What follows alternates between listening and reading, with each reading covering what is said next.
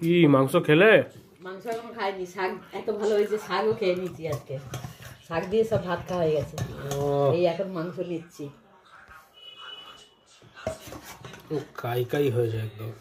কষা করেছি না, ভালো করে কষে নিয়ে প্রেসারে দিয়ে দিয়েছি, আর 2 বাটি জল দিয়েছিলাম, তা হবে তো। মাংসটা তুলে দেখাও, হাড্ডি ধরে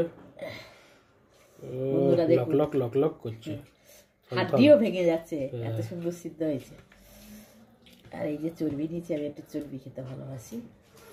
চলুন, আমি শাক দিয়ে সব ভাত খেয়ে নিয়েছি, খুব ঝাল হয়েছে, ওই জন্য নিলাম না তো বেশি। আর আমাদের ঝালও পছন্দ, সবাই ঝাল খায়। ও বাবা, গরম খুব। চলুন বন্ধুরা,